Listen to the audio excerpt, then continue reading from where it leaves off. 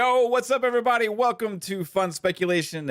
This is Mav, and I am joined by two amazing people. And wow, hey, this chat's already starting off fire because guess what? The very amazing Decado wow. has And it just gifted 10 Fun Speculation memberships to start the show off. He timed that perfectly. he just doxed a bunch of lurkers. That's what I'm saying. Thanks, Decado. Appreciate you. And yeah, we're gonna have a fun show today. There's a lot of speculation on this show because nothing's concrete, but we got some potential leaks out there about this Xbox showcase and good news, I think. Plus, I also want to talk about IGN and game coverage, Xbox marketing, things like that. And then we got some tidbits later, but man, I'll say this is going to be a short tidbits this week. And there's not a whole lot happening. But yeah, I'm looking forward to the show. I hope you are, chat. Thank you everybody for watching either live or later. I appreciate each and every one of you for being here as always. And if you do like the content on this channel, hey, make sure you hit the like button, share it out, subscribe to the channel, all that cool stuff. It greatly helps us grow, which we've seen some pretty good growth lately, and it's because of you. So thank you all. But let's get to a panel here. Psycho is out of town right now, and 3-Bit is just swallowed up with animation work that he's got to get done. So we have a 3-man show tonight. Psycho should be back in a couple weeks. Fresh back this week is Fuzzy Belvedere, who was out of town last week. Thanks for being back here, bro. And you had a little bit of an easier time sending the links this week for tidbits because it was like 4. I think there's like 4 games. Yeah. Yeah, it's kind of good to catch up on a slower week for game releases, but we got some ones coming up here in the next couple of weeks that are going to be pretty exciting. But man, so glad to be back with you guys. Been on the road for a bit, but man, oh man, gaming news, even on a somewhat slower time frame, there's still some pretty interesting things to talk about. So can't wait to get into it. Glad to be here with you guys. Thank you to everybody in the chat for joining us. Let's do this. Right on, man. Appreciate you as always, Fuzz. I'm glad to have you back this week. Jasper, how you doing? You doing good? Yeah, I'm doing pretty good. I was playing Call of Duty Black Ops 2 with the boys. We got back together a little bit over the weekend. Your old sweaty squad? Yeah, and the first game on, I got accused of being a cheater. So wow. That's a little cocky there. You're just leading off with that. Is it because you're so good? What we like? I'll say when I play with you on COD, usually you're like 50-5. So I understand. I think you're cheating anyway, even when you're on our team. Well, I'm not, but the accusations get thrown around every now and then, so you just got to deal with it. Yeah. We were joking in the DMs and earlier, and you were like, hey, IGN's gameplay is such ass. Maybe they should actually hire a gamer to actually play these games that know what they're doing. And maybe they should hire Jasper, right? The thing is also, like, even people that work at the studio were kind of ass. So, like, even if they had, like, people that made the game show the game, it still might not be great. I was listening to X and C before our show earlier, and Colt was talking about how a lot of times when they make these gameplay clips from the devs, and these montages and stuff, that a lot of times they'll put it in like easy mode just so they can run through it real fast and show like things that the game's capable of. So it doesn't make the AI look as good as what he was saying, which makes sense. But yeah, I agree. Sometimes the devs, like, was it the Gotham Knights? Remember the Gotham Knights trailers and the gameplays that they showcased? And he was like missing the easy combos and stuff like that. And in that game, the combat's actually really fun, right? That's one of the best things about the game, which was the thing that everybody was worried about before it came out. Everybody's worried about the animations and the combat and stuff, but that was like what everybody liked. Only thing people didn't like was the 30 frames. But yeah, it's interesting. We can kind of start off with that. So this past week, IGN started their coverage for Redfall with our IGN First thing that they do. Xbox has chosen to go to IGN again for marketing for one of their games. And I'll say this, Xbox has been marketing the hell out of Redfall. They had the preview event with content creators, influencers. They had several like dev things that they've done. They've had interviews on websites. They've had numerous trailers. They've had so much Redfall. It's been going on for over a year at least. Just seems like onslaught of marketing. Now they even have this special Redfall website interactive thing where they're doing a console giveaway and stuff like that as well.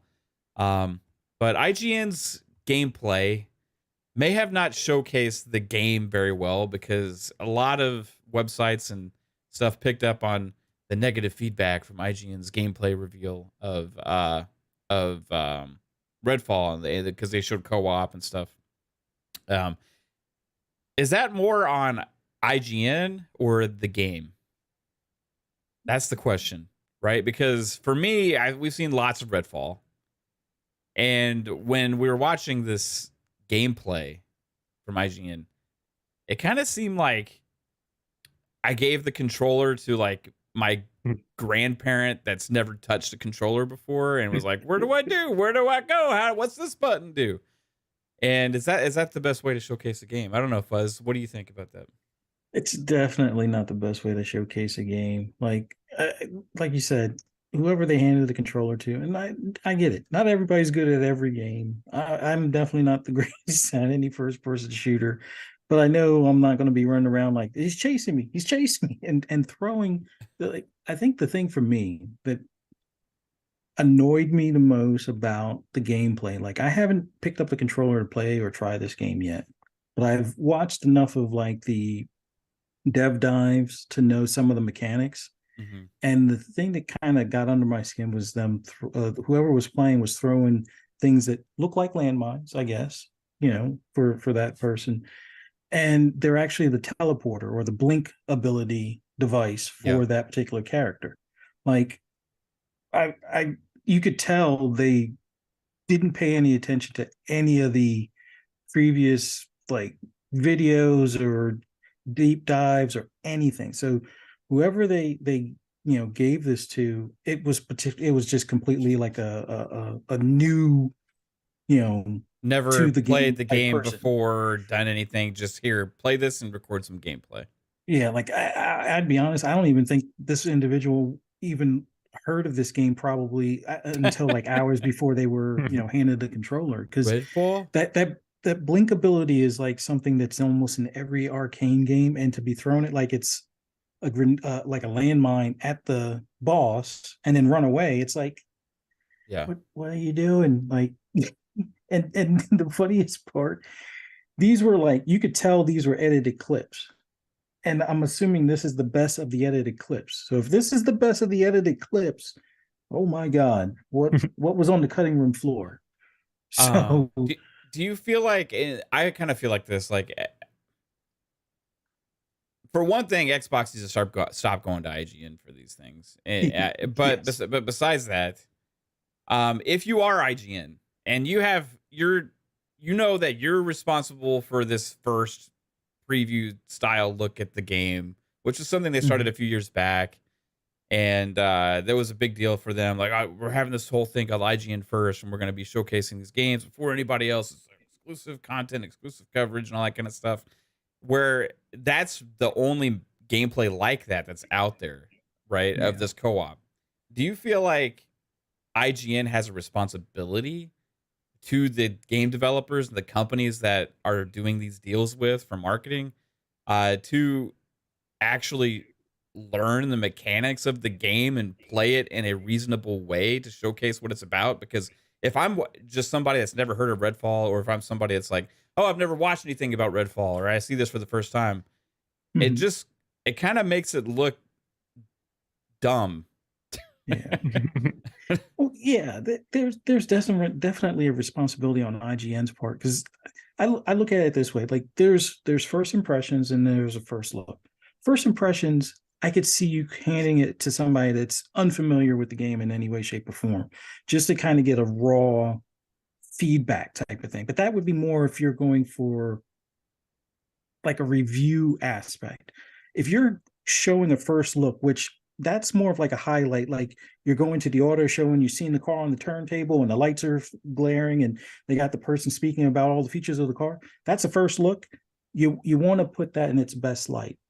the company is giving you access to this so you can highlight it in its best, format. So as the company that's doing that first look, it should be a priority to say, hey, one, who's interested in this, So and what if you're it saying fits is, in within their wheelhouse of gaming. Like if you're giving this to like me being the racing yeah, gamer. I was gonna make a racing analogy. It's like, so like they just revealed the new McLaren. It's like they Mhm. showed it on the spinning wheel. It's like, oh, it's so fancy. It's like 1,000 horsepower, whatever. And then IGN goes out on track and drops 50 miles an hour. Yeah, they give it to the person that, transportation or cars are just A to B transportation, and they're more into green stuff, and they don't want the car to go too fast and cause a bad carbon footprint or something. It's like you're missing the point of that particular car. Does this Like, what car are have the you guys auto doing? start feature? Can we implement that? Yeah, I get what you're saying, because IGN's been known for this also. Sometimes they'll give review copies Mhm. to people and force them to do reviews of either games or franchises that they either don't like, or genres Yeah. they've never had an interest in, or that they don't play. And and you've seen some of these kind of takes in the reviews where they're like, well, they'll even say, normally I don't like this kind of game, and there's a reason why, and this one is okay, but it's like, well, why would you pick that person to review this, that you just open-handedly said that they're not into this style of game? You know what I mean? Yeah, exactly. That's like asking me to review God of War, right? Yeah.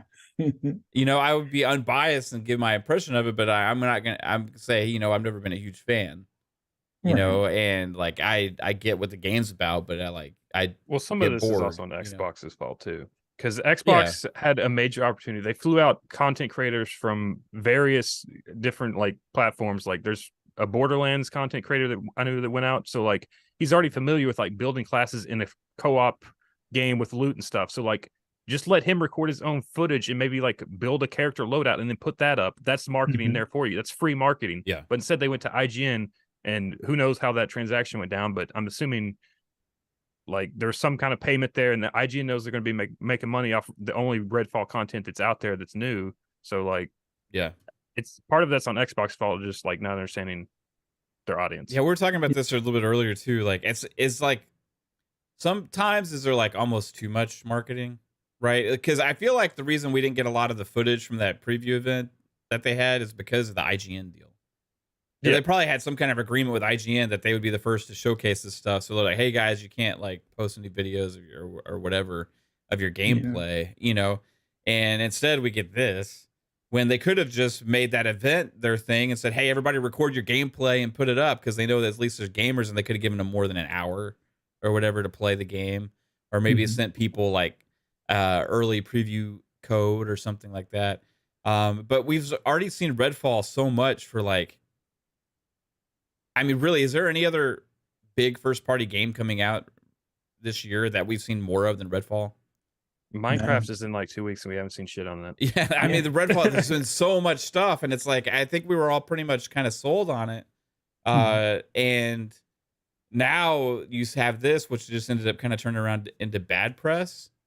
And I would say it's like, it is IGN is to blame as well, but like Xbox needs to learn their lesson at some point, because they've done this too. I remember they reviewed like Grounded when it was in like for like the first week of game preview or whatever. I don't even know if they've ever updated that review, but they reviewed Grounded when it was like in its first week of preview, when it was like such a small amount of content, and the game was in Game Pass, and like I understand, yeah, if you bought it, you had to pay some. You know what I mean? And that's, I guess, why they're, we're doing a review for that. But like at some point, you kind of have to. Well, I mean, they also reviewed the Diablo 4 beta, so it's like, what are we doing here? Right. I saw that too. And like at some point, you gotta. I don't know. I feel like back in the day, IGN used to be the shit. Like I used to like it a long time ago, because it was like a place you could get like more than anybody else for gaming coverage, right? And I used to love it. I used to listen to all the podcasts and all this kind of stuff. But along the way, a couple of years ago, I noticed things started changing, right? I'll be honest, I use them for trailers now. That's it. Yeah. And I noticed things a few years back kind of started to change. And then when I started our channel and we started our podcast and I started listening to all these other podcasts and getting more familiar with everything, I kind of started realizing even more how much the coverage from these games journalism sites sucked. And I think IGN being the biggest in the industry, it's almost like shameful for the crap that they put out being so big. You know what I mean? It's like y'all remember also there was before the Series X and the PS5 came out, they were doing like some kind of a event or whatever, and they were covering it, and then in their live chat, one of the IGN mods accidentally forgot they were on their mod account and started trash talking Xbox. I don't remember that, but that's funny. Right. So they did. And then they got called out and the screenshot showed up with this everywhere. And then even like Dan Stapleton, who's like a high up there at IGN, came out on Twitter and like defended it. So at some point, like at Xbox, do you kind of start to learn your lesson with this and stop going to these guys for things? Because that part's Xbox's fault. The other thing is like maybe a little bit too much of Redfall. We just want to play the game, let the game speak for itself. And then also IGN's to blame for just sucking so bad also, right? I don't know. Maybe a little bit less marketing in Redfall.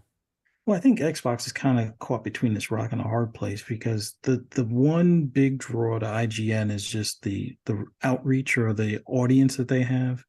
So as bad as an outlet they may be as far as whether it's their feedback or their gameplay, they're going to, whatever they put out there is going to be in front of millions. Now, as a lot of content creators, grow and expand and continue to reach more and more, gaming enthusiasts out there, I think that would, in all honesty, I think that's still the better way to go. And not just to say, okay, give it to this particular person because they have 100,000 subs, or give it to this particular person because they have 10 to 15,000 subs and things like that. But give it to all of those that kind of like the biggest thing would be those that are, fans of the brand or the platform. That would be like the first check mark. All right. Because if you want to curate or control that messaging, that's going to probably be your easiest route. And then the next thing would be those that are into that particular genre, because they're going to either one, make it shine like it should, or they're going to give you the feedback to say, okay, if this is supposed to be a looter shooter and, X, Y, and Z is feeling a little off, maybe it's something that can be tweaked or adjusted before launch. So that way you don't have like some of the issues that some bigger games run into where the end game or a particular mechanic, winds up having to be fixing like a day one patch or, a version 1.1 patch or something like that. But like when it comes to IGN at this point, I would say give them the pre-formatted stuff, like almost like what they gave a lot of the influencers to be able to use to talk about their experience at the event. They gave them like pre-recorded stuff. Give that to IGN, because if I'm the guy that's like the point of contact between Xbox and IGN, and they've had this type of these types of shenanigans again, where it's like we gave you the ball and instead of dribbling it down the court, you kicked it out into the stands. No, you're getting pre-made stuff, and that's all you're getting from until you show that you're going to put this in the hands of people that are going to work with us in the best conditions possible. You get the pre-formatted stuff. The people that actually enjoy and play these games or like our format, we'll give them the ball to kind of free roam and do as they please and record their own footage, because they're going to actually take the time and say, hey, this is about theory crafting on builds. I'm going to try this type of build, or I'm going to try this type of approach and go silent until I get to the boss and then go loud, or vice versa. Things along those lines where people that are fans of that style game are going to try things that will put it in, whether it's its best light or show enough things that are interesting to get people that might be on the fence, like, I don't know if this is for me. And it's like, oh, wait, I can go in silent and do this, or I can try these different things. That will draw more people in. And then the pre-formatted stuff, since that's getting to the wide view audience, you already know what you're showing to those individuals, and it's just a matter of them putting it out to their audience and stuff. So I don't know. I just think you should make it an equal playing field. Like if you're going to allow them to record their own content, allow everyone to do that, even like the big sites. That way people can find it themselves. Or if you're just going to do pre-made content, just do pre-made content for everyone, and don't like give exclusive content to IGN. If you're going to make exclusive content, put it out on your own YouTube site, and then IGN can report on that. Yeah, I agree with that, Jasper, 100%. Because if there was other sites that had done the same previews at the same time, you would have probably seen IGN for what it was, and then you'll see the sites, you know what I mean, that are playing the game a little bit more in depth and know what they're doing, right? So, I feel like there's been so much Redfall shown that for most of us know what it is, but that IGN video just kind of confuses things, you know. Yeah. So if you put out like, and then maybe this is kind of Xbox's MO the last several years, like they care more about how big the audience is, where they put their marketing, right? Except for at the Game Awards, they didn't do it, right? So, you know, which I wanted them to be there, but that they've in the past done huge things there, despite Keighley's shenanigans as well, right? So I remember they even hired Keighley to do their like Xbox launch show or whatever at that time, and then you had all these content creators that he got from Twitch and stuff to do the pre-show for that, and he was asking and interviewing them and stuff, and this was a couple years back, and they were like, he was like, are you excited for the new Xbox? You're like, I don't know. You know, I mainly use Xbox for Netflix. That's who you want. That's the guy and that's the team that you want to really push your brand. You know what I mean? Is the guy that chooses those people to be on the pre-show. Like at some point, you'd hope that they learn their lesson with this stuff, but it seems more about numbers than anything else. But I will say the Game Awards themselves have done really good marketing for them the previous 2 years, right? So I think they can still find a home there, but like seeking these people out for exclusive things like Keighley or like IGN, right? Maybe is not like the best move. Instead, just put it out there. Or have the people that you know can show the game in the best light do the exclusive stuff, right? Because it doesn't matter who would have done it. If it was IGN or whatever, if you had exclusive first look gameplay co-op of Redfall, it probably would have blown up pretty much, I would think, you know. It doesn't necessarily matter. You know, they had that event where they flew out all the people, so like you could have like the biggest YouTube content creators play co-op at that event, and then you could have 4 different perspectives of that gameplay. Yeah, exactly. But again, like I think we still gotta at the end of the day, like they did put it in their hands, and I feel like IGN has that responsibility to do a good job with it, right? If I am running a website, or if I'm running this channel, right? If they had said, "Hey, Mav and the Fun Speculation family, hey guys, you want to do the exclusive first look preview of it's never going to happen in a million years, but I'm just saying, a first look gameplay at Redfall co-op, like, oh shit, we would have like got it, and we would have like said we got to at least play this for like 5 or 6 hours ahead of time, so we learned everything. Like we want to record the best gameplay we can, put it up, and showcase something that looks great, right? From them, it looks like, hey, all right, let's put this game in. Hey, who do we got available at the office right now that can come grab a controller? Hey, you want to play this Redfall thing? I'm just the janitor. What's Redfall? It's an Xbox game. It's not on PlayStation? No, it's on Xbox. I don't know how to use an Xbox controller. I don't care. Come over here. I need somebody. When you got 4 spots to fill. Is anybody else? Hey, come here. Grab a controller. All right, let's go. Make sure you turn that controller around. Stop holding it upside down. All right, I'm gonna record your gameplay. Okay, you ready?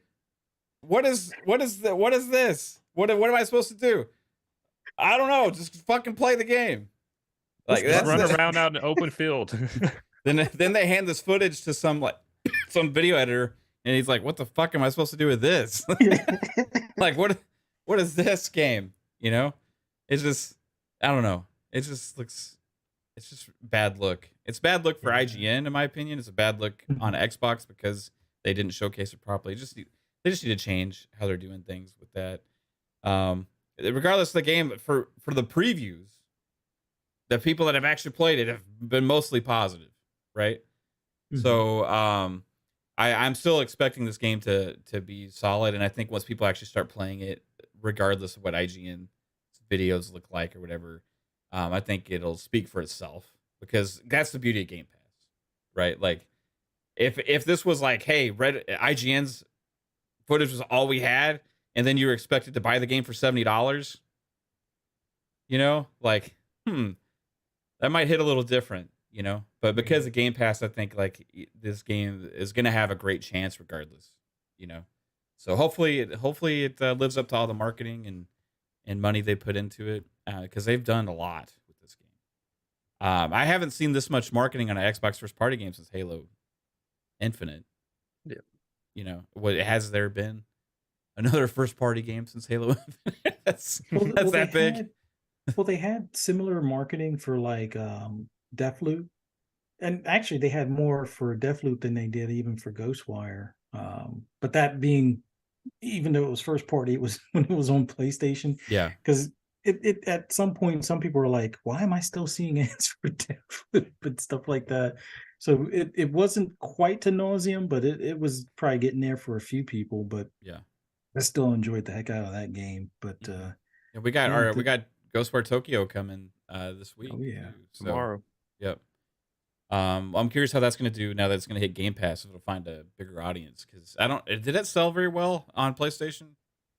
It's hard to say. I don't think it did as well as Deathloop, because it didn't score as high. It was in the 70s, right? It was like, yeah, it was like, I think high 70s. But honestly, like, I haven't played as much of Ghostwire as Deathloop, but it was an enjoyable game. It's just, if you're in the first person shooters, but now you're doing like hand magic and stuff like that, using different elemental like attacks and things, it hits different. But I like that type of combo. It's like, actually, for me, I enjoyed this. I enjoyed Ghostwire far more than any Evil Within. And yeah, Evil Within is a different type of horror game. It's more of like your, Resident Evil style kind of thing, where you got limited ammo and all that. But I enjoyed the heck out of Ghostwire. It just takes a little getting used to, as far as some of the climbing or jumping mechanics, once you get a little bit more progression in the game, where you have to use different things like I forget what kind of angel thing it is. You have to fly from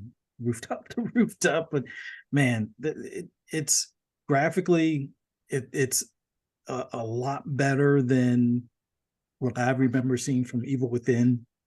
You have like a more of like a 1-to-1 for downtown Tokyo, but it's I don't think it's sold as well. But coming to Game Pass, I'm hoping everybody gives it a try. Like, if you ever wanted to have almost like was it like Doctor Strange type powers kind of thing coming from your hands, this would be probably about the closest thing. But I like the horror that's almost like the different demons and things that you'll encounter, almost like The Ring and a few other like Japanese horror films that my wife just simply loves, and I always wind up watching with her. So it's definitely something to pick up and try. From the Steam charts, Ghostwire capped out at 14,000 most played, and Deathloop was 20,000.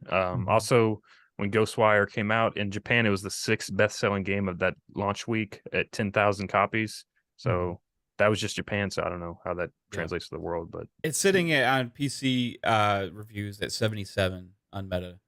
So I think Game Pass, even though, like, here's the thing. If a game comes a year later, it never has as much hype as if it launches day and date across multiple platforms, or in day one on Game Pass, because like the buzz is gone. The hype is like, as an Xbox gamer, I'm still excited for it, right? And I know a lot of people in this chat are, but overall, in the general like consensus, this game was a game that came out last year.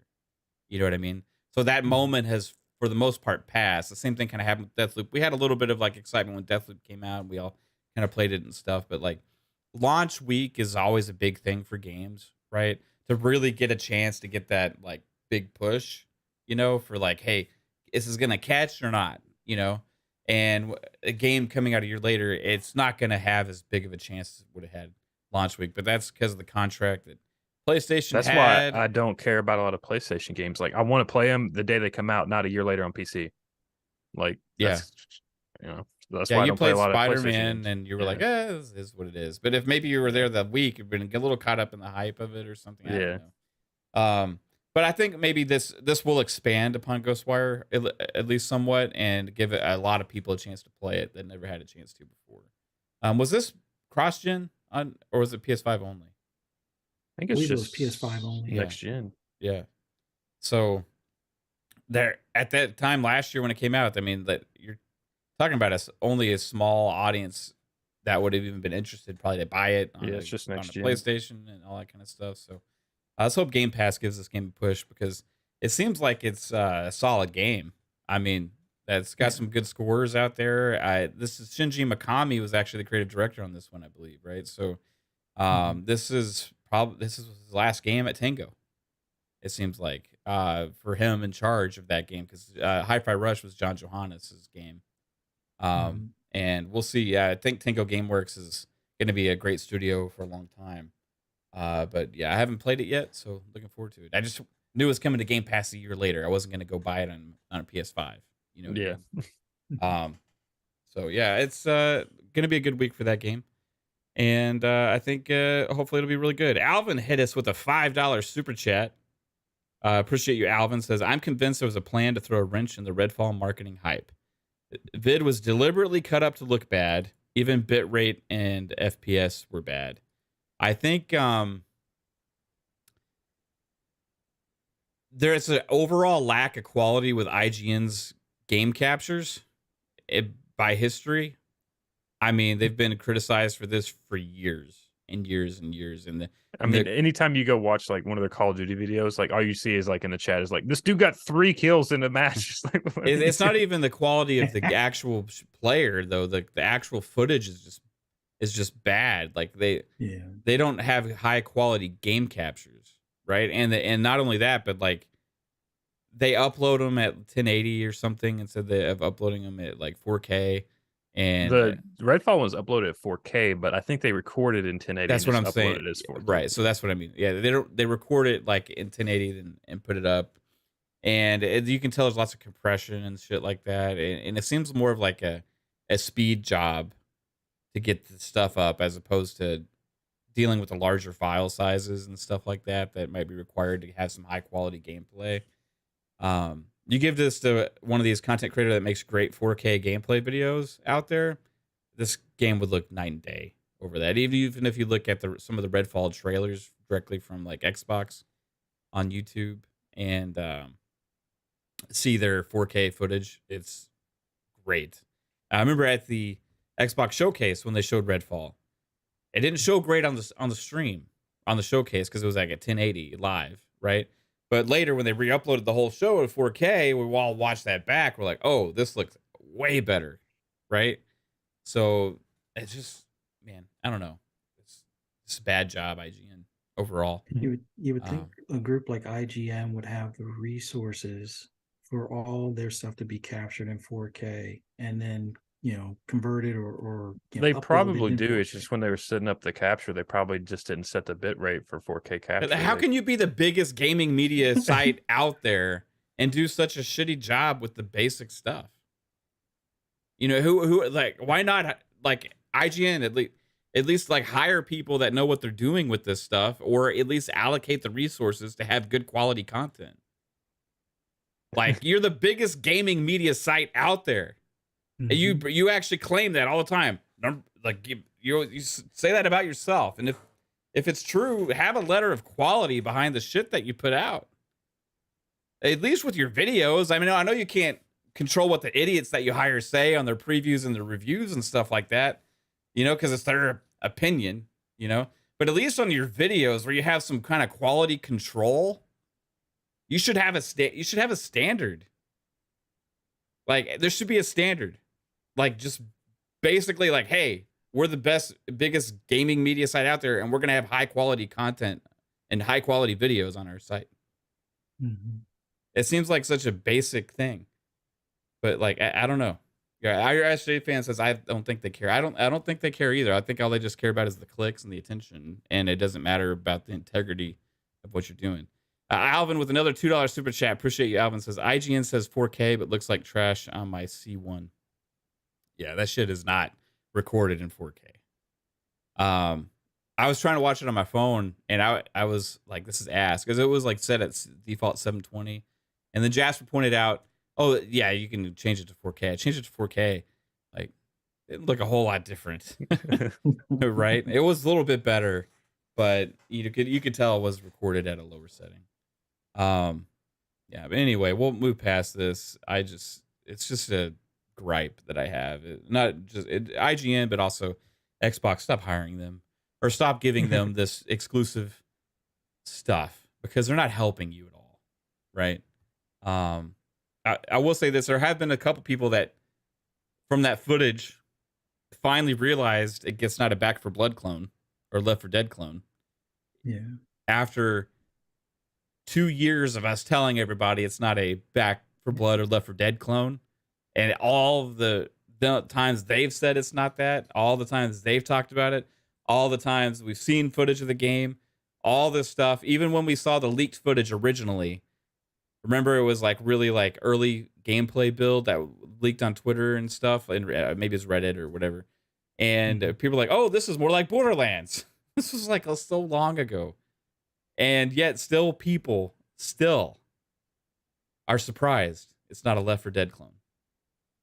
I don't know what they have to do to get rid of that. Not every four-player not every 4-player co-op shooter is a Left 4 Dead clone. It's just I don't know.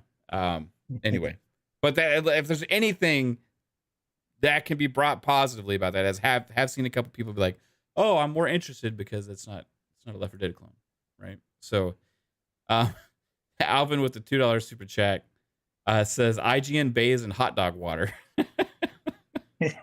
Maybe so. It leaves a funny smell. The dogs are following them, nipping at their heels everywhere they go. They smell like hot dog water.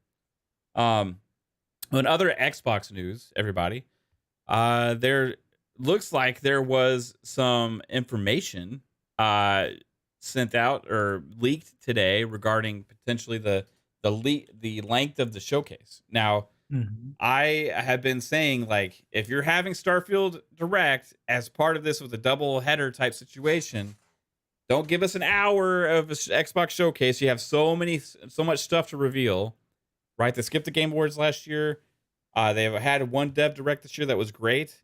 But if you're having a Starfield Direct, I didn't want that as an excuse to only give us an hour of an Xbox showcase. I wanted the hour and a half that we've come kind of accustomed to, plus the Starfield Direct.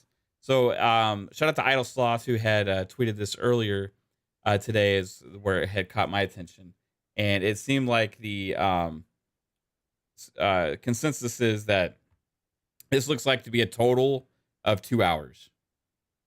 And we don't know, though, exactly how that's broken up. So there was a debate in our DMs, because Pong Soul wants an hour and a half of Starfield and 30 minutes of the Xbox showcase. No, he wants 45 minutes in 115 is what he said. I personally, I think an hour and a half and 30 is good. If this 2 hour time slot is true for this, how do you guys think it's broken up? I'm hoping it's more like what you said, like an hour and a half hour. Like, and for the Starfield half hour, I would say have it where it's pretty close to 20 minutes of straight gameplay.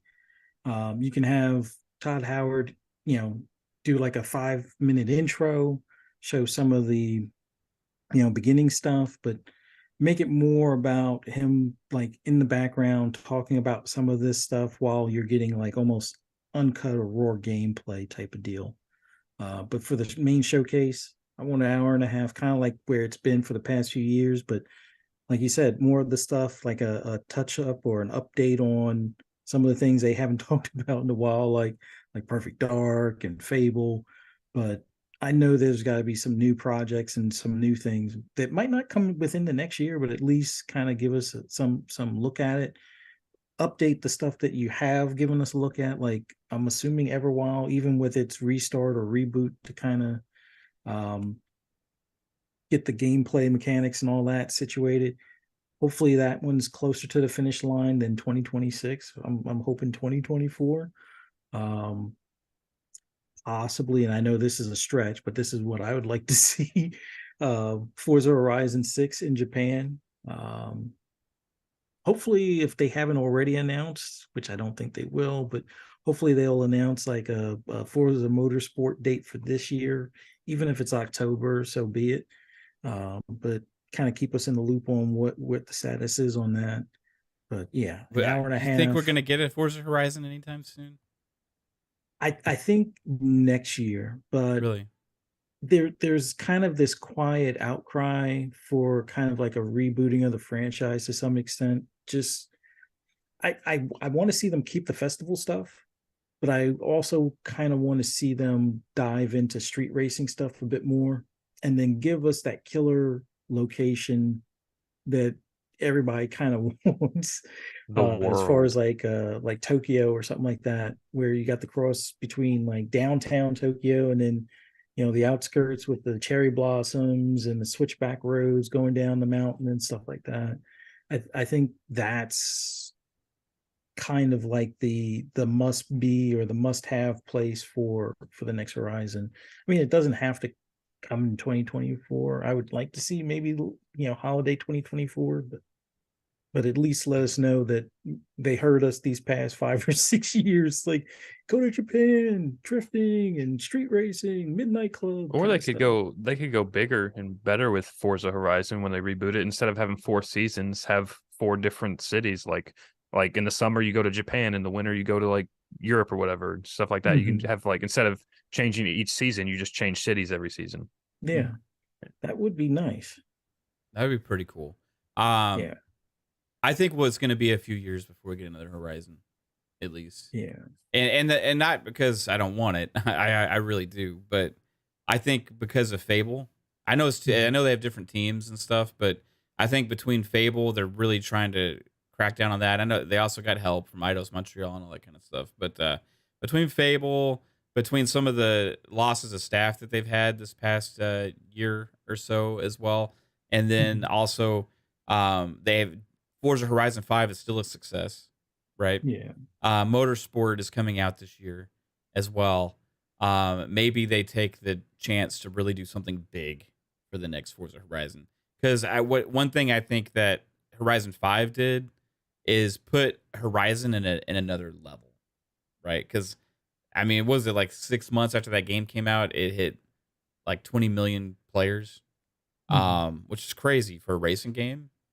Even and then even crazier for a Forza game. I mean, Forza is great, and Forza is number one in my opinion. But it launched into another stratosphere. It became like a massively popular franchise. Where it was already really popular, this became like more mainstream, like highly mainstream. And I think because of the success of Horizon 5, and everybody was talking about it. I even seen a lot of PlayStation gamers that hate Xbox all the time being like, this is how you do a racing game. You know what I mean? Yeah. So I feel like on that success, right, you take that and you invest more in it, and the next Horizon game, you just go fucking balls to the wall, right? Make it the best looking thing ever. You do, hopefully, like a city would be really great. If they can do a city. That's what I was saying. Like, I felt like between 4 and 5, like 5 was kind of a letdown for me, because like 4 was like the big time. Like they actually started changing everything. Like they started that 4 season thing, and then when you go to 5, it's like everything just kind of feels the same. Like even when the seasons do change, so it's like 5 was kind of a letdown for me, like personally, coming from 4. See, I liked 5 more than 4 because I like the setting more, right? But a lot of the game stuff, the way they like did the map and built upon that, they took directly from 4, and then they improved upon it. It was bigger, than 4. It looked better than 4 also, Mhm. right? But I did see, I think, I can't remember who it was. I had a friend that was also like saying that, well, this is like more of the same. I don't get it, you know. But I think this, where 4 like was still really popular, it didn't catch that mainstream hype level, and like Horizon did. I think IGN, the shitty IGN I just talked about, even gave it the game of the Yeah. year that year, right? So I just feel like there wasn't as big of a leap between the two. That's what I'm saying. Like between Yeah, like 3 and 4, there was like a really big leap. It felt like graphically there was though.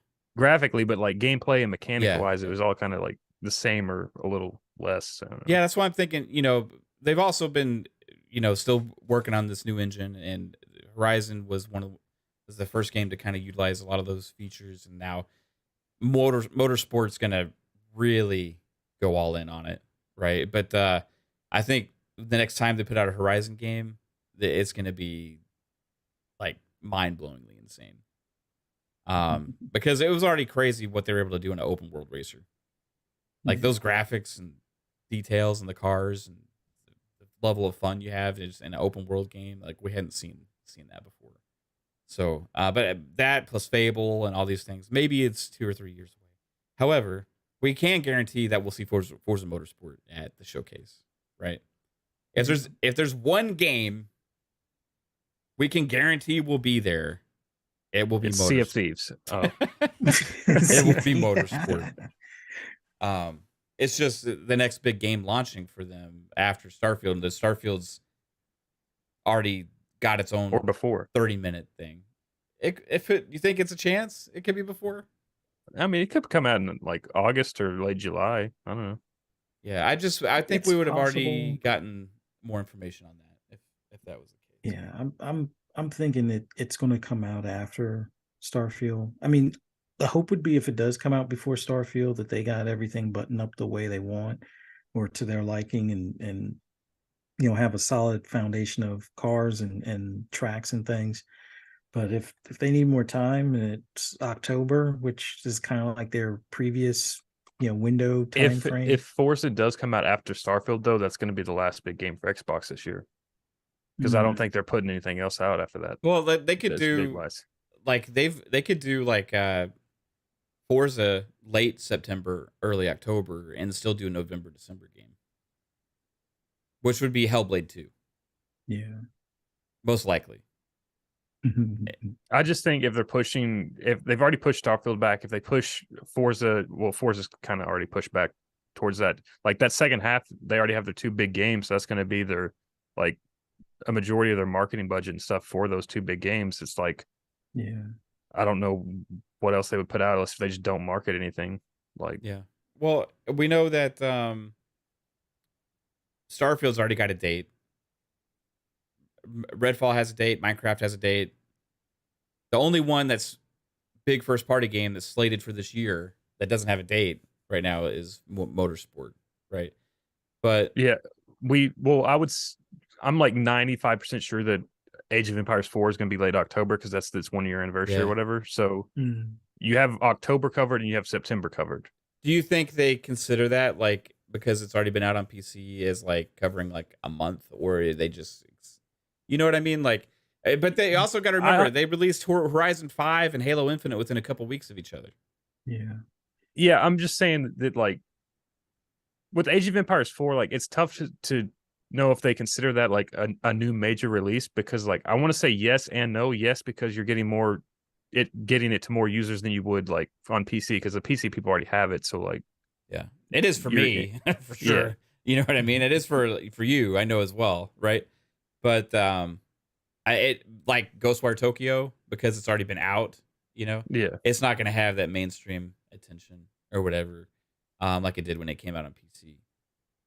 But I think there's still hope. Like I think we could still get Forza Motorsport in like late September to early November even, and still get Hellblade 2 this year. Yeah, because I think with Motorsport not being as much of a crossover in comparison to like an arcade racer, I think they don't really see it as cannibalizing one or the other kind of thing. Like although I'm definitely going to be playing Hellblade 2 if it comes out. But for Forza Motorsport, I think they feel that it's one of those that it will be able to survive and find its audience and grow at the same time, while whatever else they release after that will be able to do the same. I don't know. It's just they're eventually going to have to get to a point where it's like, all right, we just got to squeeze this game in because we got like 5 set for the next 16 weeks or something, and they're going to have to figure out a way to kind of line things up and hope that they don't overlap too many of the same genre type of game. Part of me is just part of me, like, I know a lot of people were saying Hellblade 2s this year. Like, part of me is thinking that they give you the release date to the Game Awards and put it out in like early March. So that's going to be your spring game for next year. It could be. It very well could be. You know what I mean? Like, the thing is, like, is there one more big holiday game this year for Xbox? Right? Yeah. And if there is, then Hellblade 2 would make sense. You could also look at Contraband, possibly, right? Or something like that. And, but I don't know if, for me, if you were have those two games come out within months of each other, I would say Contraband would be more than the likely one to be early next year, and like Hellblade 2 would be the big holiday game.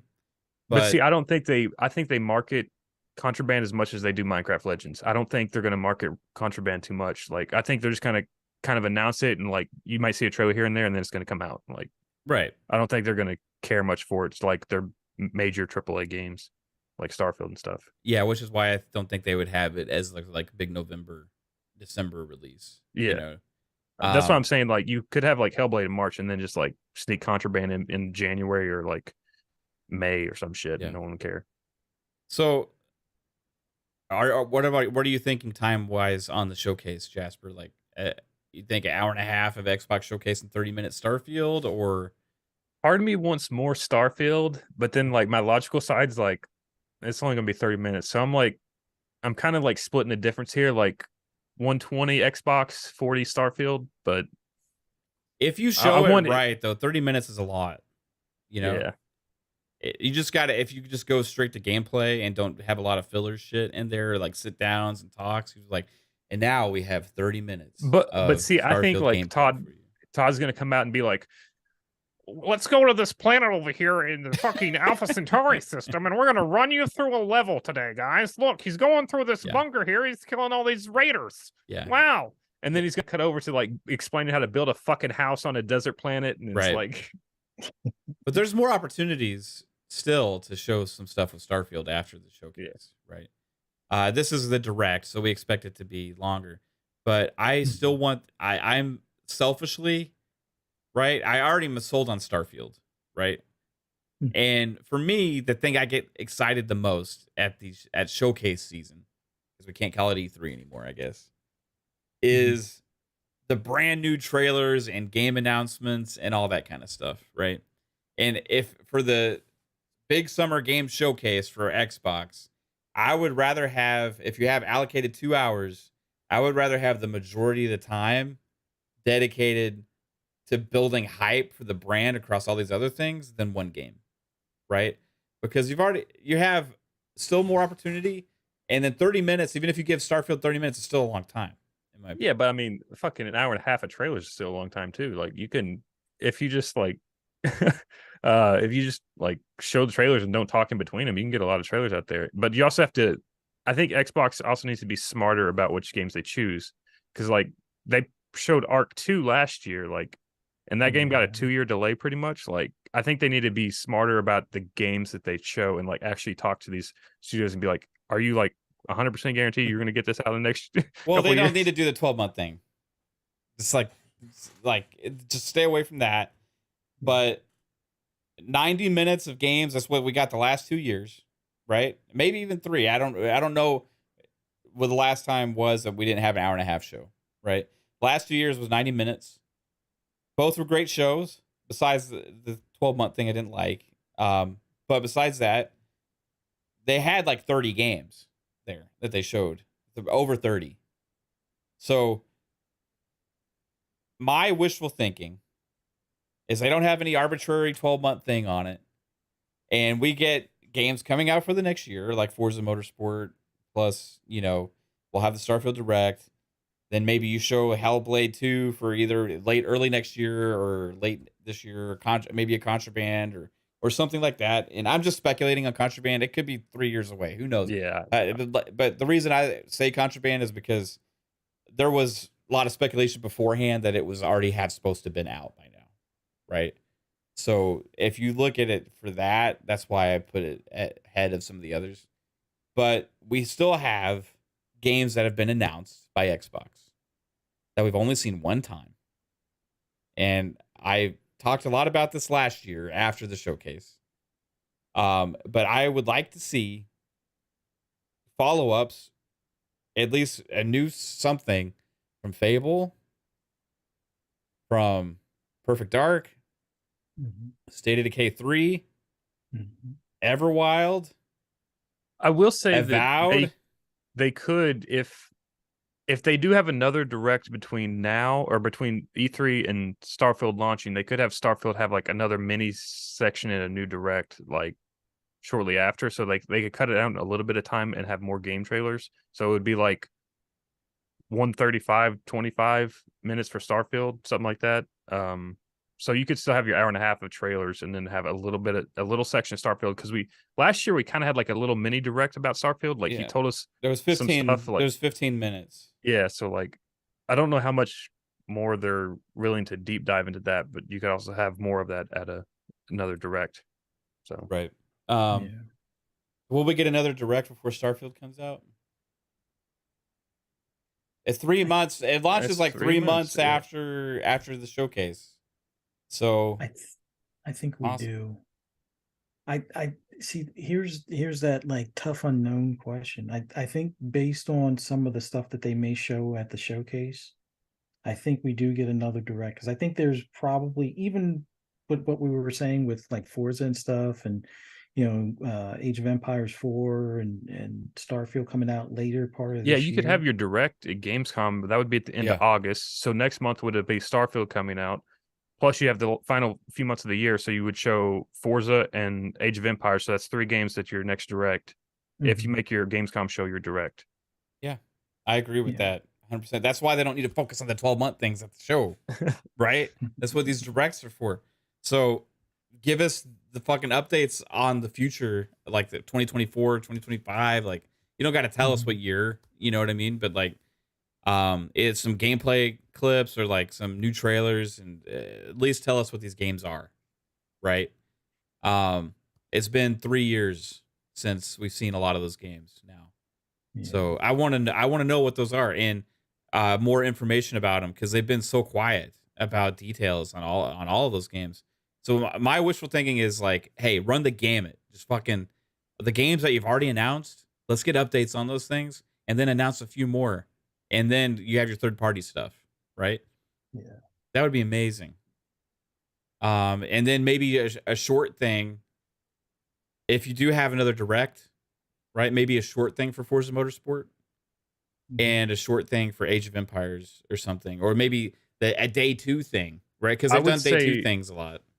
I would say, like, if you only have 4 games at the next direct, make Hellblade the final one to really get people coming in to see what that is, and have like 10 minutes on Forza, Starfield, and Age of Empires, if that, or whatever, and have like 20 minutes on Hellblade 2. Don't give a date. Save the date for Game Awards, and then have it come out early next year, like January. Okay. Yeah.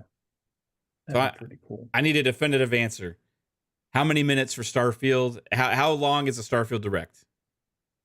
26 minutes. 26 minutes. What about you, Fuzz? I'm hoping for 30.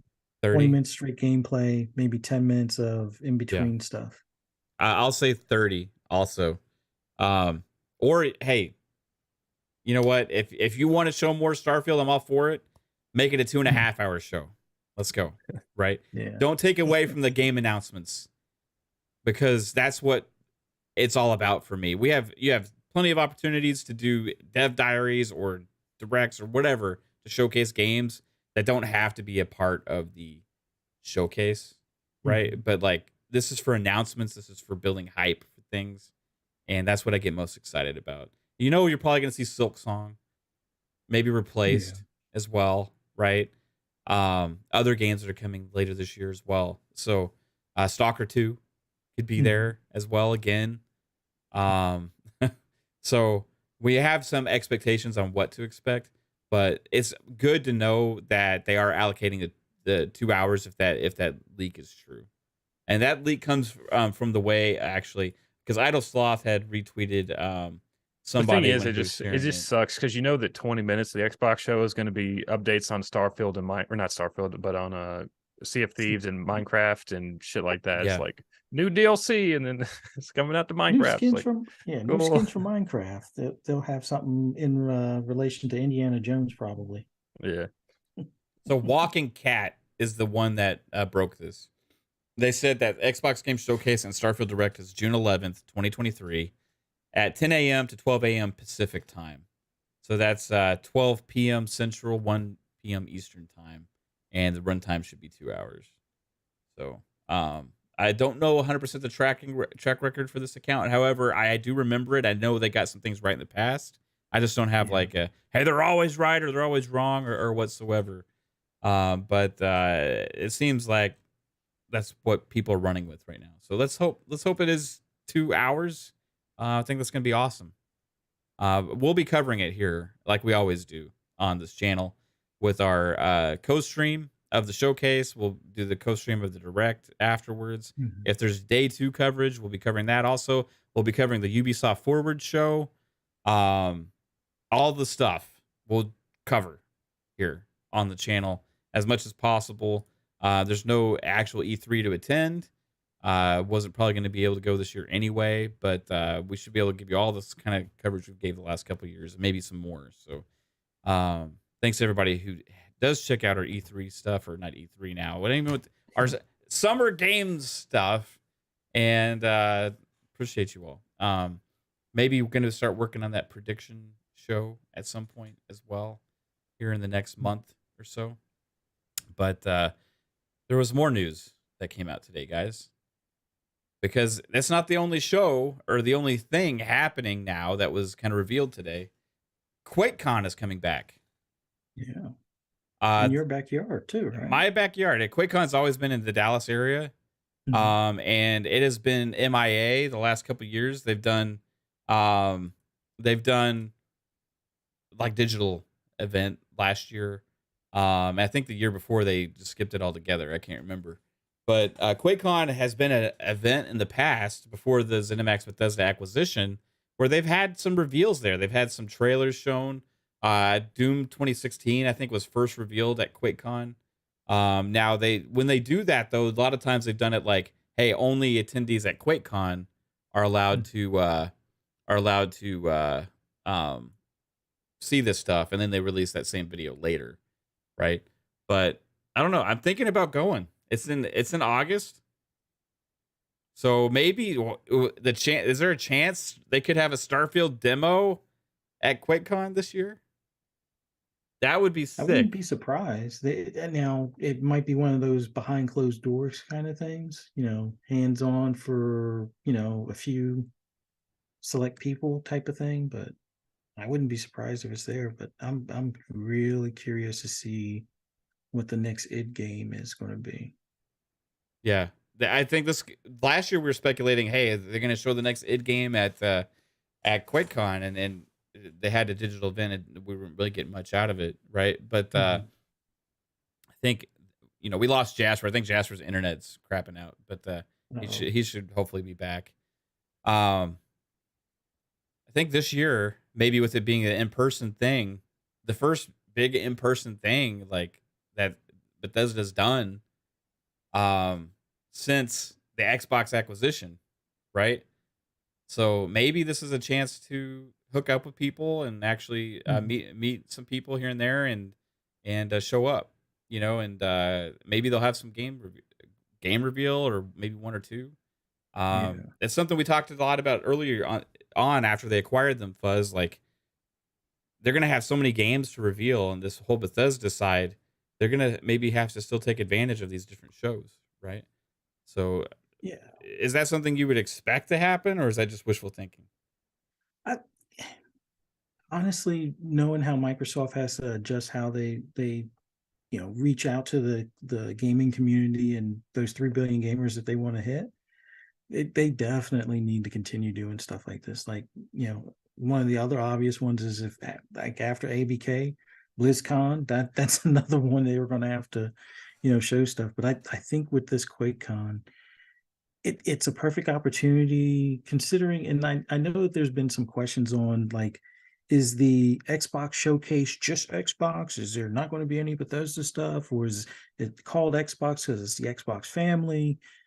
I mean, considering you still have QuakeCon, I think worst come to worst, if there's nothing more to show other than like the Starfield separate show right after the showcase, then all of the other Bethesda related stuff can be at QuakeCon. But I still think the Xbox showcase is going to be all of the above, where Bethesda stuff, any DLCs, any other projects like Indiana Jones and things will still be shown, but QuakeCon will probably be the hands-on one where maybe there's not as much floor. Well, I'm still wondering. They said they're still having an in-person thing for the Xbox showcase, but with QuakeCon being in person, I think you're right. Starfield has its own, hands-on thing there.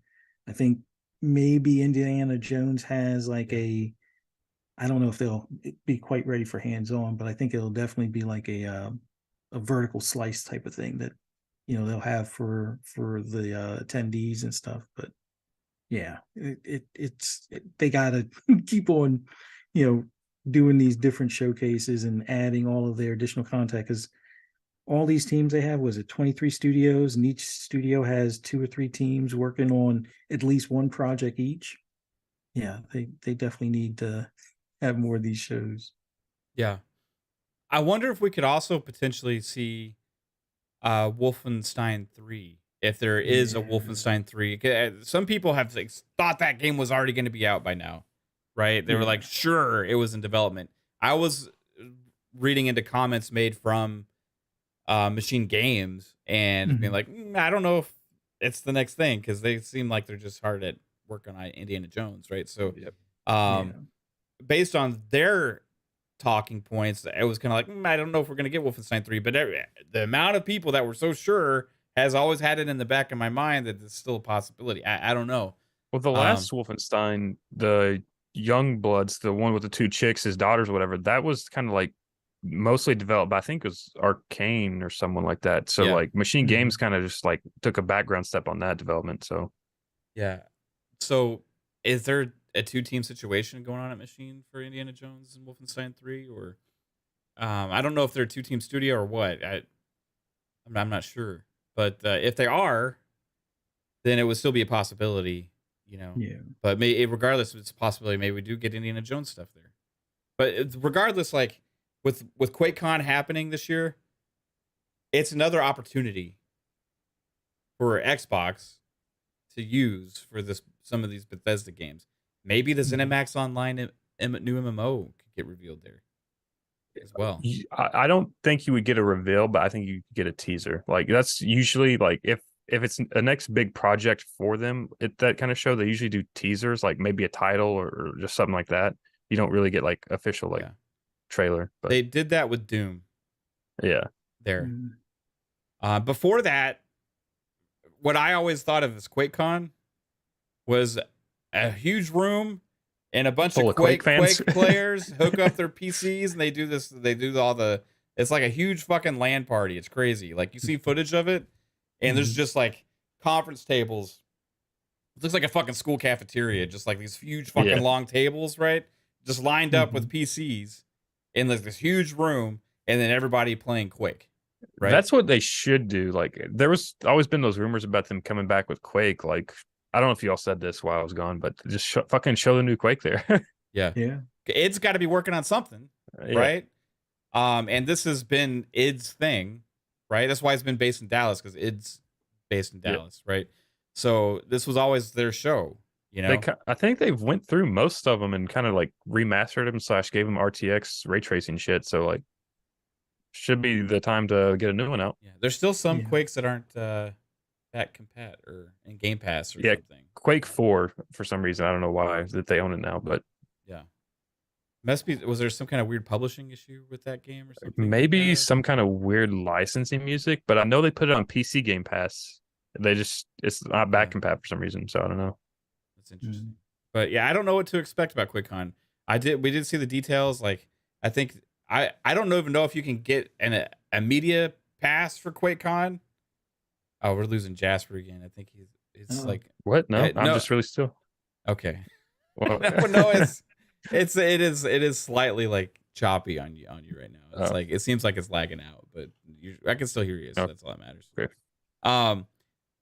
I don't even know if you can get a media pass for QuakeCon, if that's a thing, right? Because this has mainly been just a fan event, right? But besides that, I see that they have different levels of tickets. Like they range from $75 to $400. So I don't know what you get for the different levels there. Generally, it's been at the Gaylord Texan, which is a really nice hotel. They have a lot of business conferences there and all this kind of stuff.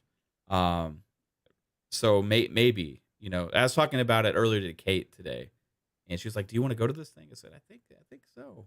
You know, I haven't been to one before, but I don't know if there's to expect. Is this something where things are going to be to cover? Because I don't want to walk around like, "Hey, look at all these people playing Quake," you know, and that's what the coverage is.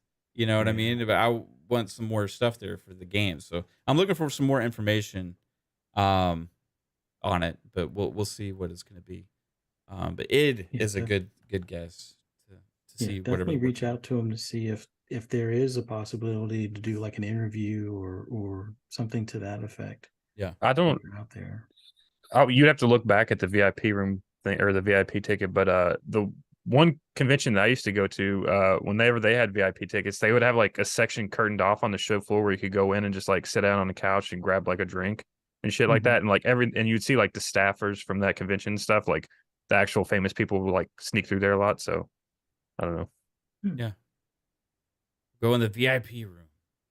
It's the velvet room behind all the sweaty Quake players there. Yeah, that's why I never really cared to attend, because it's always a PC thing. Yeah, you know, I'm not a PC gamer, but now that the Xbox owning Bethesda ZeniMax and all this stuff, I don't know what to expect. It's gonna be interesting, for sure. So but maybe we'll get some reveals there. They can use it if they want to. They should. Yeah. I think I can get some coverage from some media if they want to go that route. But it isn't late August. It's I think it's in. I saw the tweet earlier. Yeah, I think it's like right around Gamescom. Yeah, that's what I was wondering. Like, if there's a direct around the same time, would they not really have anything at QuakeCon, right? For review. Or you could have the direct maybe like a day before, and then have the game like have like a more like devy kind of talk at QuakeCon with it for like an hour. It's August 10th through the 13th. So I'm gonna go to their website here and let's check it out. It is in Grapevine, so I think it's at the Gaylord Texan Resort again. So it says it's official. After 3 years of digital only events, QuakeCon 2023 will mark the return of the beloved Bring Your Own Computer in person at the Gaylord Texan Resort and Convention Center in Grapevine, Texas, from Thursday, August 10th through Sunday, August 13th. QuakeCon is our favorite event of the year, and we can't wait to finally see our incredible QuakeCon community in person again. Celebrate games and frag all weekend with thousands of friends, said Marty Stratton, studio head at id Software. So that's what I won't really be doing, you know, is trying to frag people with Quake on PC or bringing my own PC to this thing. So for our first year back, QuakeCon 23 is focusing on the fan favorite Bring Your Own Computer and the players that make QuakeCon the best gaming gathering for more than 25 years. Yeah, so I think mostly what that is just setting, like you were saying, setting at the lunch table with the computer. Because there's that one in, I think, Sweden, where they have like, they're right next to like the biggest like data center where they get like a gig internet, and there's like I think it's like, is it DreamHack? I don't know. It's some like gaming thing where like everyone comes out and like they bring their own computer and they play games all day for like. Yeah, that's what it's been in the past. So it doesn't. It's not like how they said that's what it's focusing on their first year back. I don't know. Like basically on reading this, it just seems like that's what it's going to be again. The only thing you would probably be interested in would be going to the panels, like in the actual halls, and like listening to the devs like talk Right. and shit. But yeah, for sure. It says the iconic fan gathering welcomes back its dedicated community with a reimagined and upgraded BYOC LAN party for 4 days of round-the-clock gaming, a host of fun activities and meetups for old and new friends. A meetup could be pretty cool if you get to meet the devs. As in recent years, a full slate of programming will be streamed live on Twitch from the BYOC floor for those unable to make the journey back to the QuakeCon homeland. This year's QuakeCon will be ticketed-only event with admittance limited to pre-registered BYOC guests. With year's focus on the in-person BYOC experience, there will be no exhibit hall and no general admission. In addition, many fan favorite activities will return, including Tabletop Village, BYOC community events, and the QuakeCon finals party. So there's no exhibit hall or anything. Yeah, so there's no even walking around looking at booths. It's just It's QuakeCon will also play host to the annual esports finale of the Quake World Championships, featuring Quake champions as well as several vendors and experiences to support the BYOC. So maybe they'll have some like vendors like selling PC shit there, like marketing the PC stuff. A full program, featured activities, and layout will be. I don't know if I'm gonna go. After reading this, maybe next year, because it said there's first year back. I think they're keeping it simpler, just focusing on that. So I don't know. I don't. I'm not lugging this piece of shit to QuakeCon and sitting next to a bunch of people playing a PC game. You could bring a Series S and play. You can play Quake Champions, which is probably going to be the ones they're all playing. But you could play Quake 1 and 2. Yeah. Hey guys. They're like, who the fuck are you and what are you doing here? I don't know, man. Who is that? I'm a console. Bring your own console. I thought it said BYOC. Bring your own console. Is that it? No computers. Shout out to DeBlue. I know lives in Dallas. He said doesn't sound like a go for me neither. Yeah. I guess that answers that question. It's August 10th to 13th, which is also kind of close to Gamescom. So yeah, I don't know if we're gonna get anything, but maybe next year. So now that if you wanted to go to an event that's close to you, I would say go to PAX South. That's in San Antonio. Like, I mean, it's still a couple hours away, but it but doesn't exist anymore. It doesn't? I think they got rid of it. Oh, because of COVID? I'm pretty sure they don't have PAX South anymore. Let me know, Chad. Is PAX South canceled like forever now? I feel like it's gone. I think it used to be a thing. But I don't know if it's. It just hasn't been back because of COVID. So maybe they're not bringing it back because it wasn't worth it. It says PAX South is being ended for the foreseeable future. That was back in 2021. Oh, okay. Yeah, it sucks. Well, never mind. Yeah, Superman. Superman says, it was discontinued. Dallas is such a good place to host events and stuff. Like, there's a lot of game devs here too. Like Gearbox is here. 3D Realms, when they were relevant, is here. It's always been here. There's some other studios and stuff here too, but shame we don't get a lot of stuff. QuakeCon could have been cool it is going to be cool for you people that like to play Quake on PC. So have fun. I was hoping they would bring back their Halo like tour thing that they were doing before COVID happened. They were like going to a bunch of major cities, like doing like a Halo setup for like 3 days, and then going to a new city. So let's move on past this. There is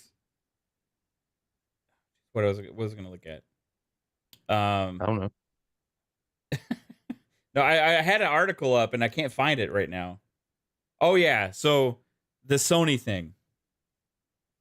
Apparently this has been ongoing for a while, but I just find it funny. So with Sony, they were doing a patent for something, right? And in it, they like make it aware that like it will work on inferior hardware, like in a shot at other console manufacturers. So Sony is like basically always, and apparently they've been doing this for a long time. Is that normal for them? And like even with their patents and stuff. So, What like, did they say though exactly? So I'm gonna go to GameRanks.com. So Florian Mueller had been the one that originally pointed because this out. like that's technically what FSR is like a technology that works on inferior hardware to like boost it to make it better. They're talking about the controller. Okay. So as Mueller has pointed out in his blog, Sony has been filing patents for years that refer to their competitors, including and not limited to fellow console companies, Microsoft and Nintendo, as inferior. Mueller has tracked this practice to as far back as 2011, which is an interesting date. 2012 is the year caused her rise to been as CEO and president of Sony Interactive Entertainment. While this practice may have started under Hirai, his successors, Andrew House, John Codera, and Jim Ryan, have continued the practice indefinitely. So it says that, like, he discussed the original patent that set off the search of recent patent Sony filed for universal remote control. Use this language to describe competitors' consoles, even inferior hardware. As Mueller explains, patents can usually use the word superior. This in terms of explaining how the new technology is better than old technology, what specific drawbacks earlier patents had, and at what particular point they existed. But in this case, they're actually using it as a direct shot here towards competitors as inferior hardware. Is that like interesting, just with the mentality that Sony has? Like, see, I just see them like, if it's to do with the controller, like if your controllers can connect Bluetooth to a Switch, like they're technically not lying. Right. But if they're talking about a Series X, see, I'm taking it as like they're making their controller back compat for older devices. That would be what that patent was. I think in this last one they actually aren't always interchangeable. But yeah, I know. I'm just saying, like, that's kind of what the general idea of that patent was, right? Was like making your controller work on inferior devices, meaning older devices, right? I don't think so. But most companies, like, well, at least from the automotive standpoint, they won't use the word inferior. If it's to go for like an improvement over an older device or something like that, they'll just make mention that this is a more up to date or more recent iterations or something like that. They won't refer to something that's older as inferior unless it's been like something within their own patent history. So, like, let's say you create a sensor for an airbag, and then you create a new sensor for the airbag because the other one is considered inferior because of deterioration due to corrosion, because Honda's experiencing this and a few other brands are experiencing this now. They may use the word inferior referring to their previous sensor, but not a competitor's device that it can be used upon.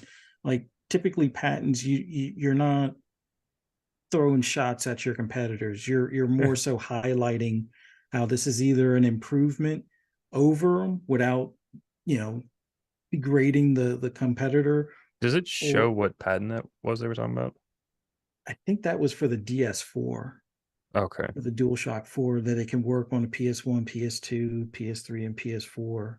Because like theoretically, all you would have to do to put in that controller would just make a Bluetooth chip that can connect to older Bluetooth formats. Mm-hmm. So like, I don't know. So here's the exact quote from the patent. Okay. For example, an end user device may be a personal computer, a home entertainment system, example, a PlayStation 2 or Sony PlayStation 3 or PlayStation 4, a portable gaming device or Sony Vita, or a home entertainment system of a different, albeit inferior, manufacturer. Okay. Now that's it's a little bit more clear now, Jasper. Yeah. So they're basically saying that we're, as like Calarie said in the chat, that they can have this patent because they are claiming that it's their technology is better than the inferior competitors, basically, right? So that's why they can get a patent for it. It's interesting, just mentality though. It kind of goes into this like better than the rest and quality mentality side that they have, and it seems like it even permeates all the way through and even how they file their patents, right? And then now with the ABK acquisition going in as far as saying like, They did make Blu-ray, so that's true. Blu-ray was way better than HD DVD, right? Yeah. But like, it's little. I don't know. I want a company to believe in their brand, right? You know, that's cool. You know, believe in yourself. You should be the best. You know what I mean? But it kind of rings weak and hollow when that mentality they have is so fragile. Because if they have such inferior hardware, why would they be so worried about Call of Duty looking worse on their hardware? Well, that's so Sony. I mean, remember, these are the same people that told you get that second job for that PS3, right?